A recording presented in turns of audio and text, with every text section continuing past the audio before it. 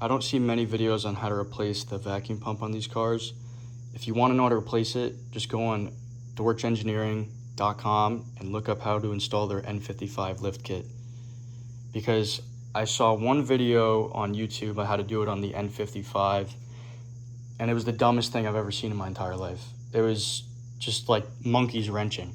It was the dumbest shit I've ever seen. They're in a mechanic shop and they're doing it like this is pretty fucking insane. And people are watching this video and doing it that way. So first off, in that video, I'll link it because it's insane. This guy goes to take this off. He gets a screwdriver and hits it with a hammer. And he hits it free, but he makes a hole in it in the process. Then he gets it off, right? He depresses the timing chain, does that correctly.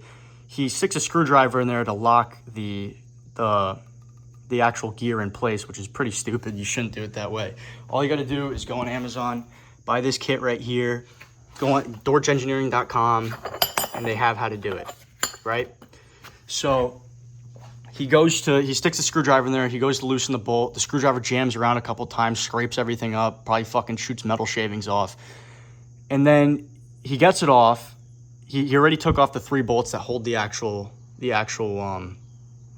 vacuum pump on, the 3 bolts on the side. And then he takes off the center bolt, pulls the vacuum pump off, goes to put the new one on. He goes to put the new gear on. In the center of the gear, there's a little hole that a little part on the vacuum pump locks into. So there's little notches on the gears and there's little notches on the center of the vacuum pump. So instead of just taking this off again and rotating it slightly to make it fit correctly, because it'll be a perfect fit. It'll go on there pretty easy. This guy puts it on the center of it and he holds it there and he gets a hammer, a metal hammer, metal on metal, and starts fucking hammering at it to get it back on. People are watching this video and probably fucking doing it that way. It's insane. So you're hitting it on with a metal on metal, and then you're scraping more metal off to put it on. It's not going to fit correctly. It's not going to be on there correctly, and it's going to be scraping fucking bits of metal off into your motor. I don't know how this guy's a mechanic. I really don't understand that. And then when he goes to put it back on, the cover, he already torqued it all down. He goes to put the cover back on. He reuses the cover, which you shouldn't do.